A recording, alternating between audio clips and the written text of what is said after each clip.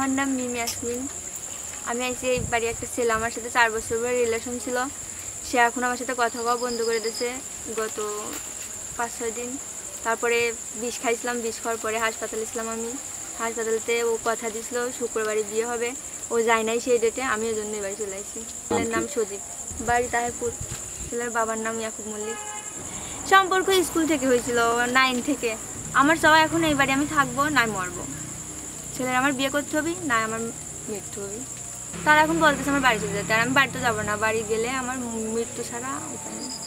কারণ এই সম্পর্কের বিষয়ে বাড়ি থেকে জানাজানি আছে 4 বছর আগে থেকেই। এই ছেলে যখন বিষ খেয়ে গলায় দৈনে মরতে গেছিলো, তখন তার বাবা মা আমার বাড়ি গিয়েছিল। যা সময় নিয়েছিল 1 বছরের, 1 বছরের জায়গায় 4 বছর চলে গেছে, তাও এখনো কোনো ডিসিশন হয় নাই। সেই ছেলে এখন অন্যজনের সাথে রিলেশন করে। সে এখন আমার বলে তুই আমার জীবন থেকে সরে যা। কিসের জন্য আমি যাবো সরে? আমার লাস্ট ওই ছেলের সাথে আমার বিয়ে দিতে হবে, না এই বাড়ি আমি গলায় দৈনে মরবো। আমার চয়েডি সবাই বলতেছে তুমি বাড়ি চলে যাও, বাড়ি চলে যাও। আমি তো বাড়ি যাওয়ার জন্য আসিনি। তার ধরে একবার বাইরে বের করে দিচ্ছিল, ভ্যানে উঠে দিচ্ছিল, আমি আবার নেবে চলে এসেছি। বাবা মা তো নিবি না, বাবা মা বলছে গেছি তার আসিস না। আমি ইন্টার পরীক্ষা দেবো এবার।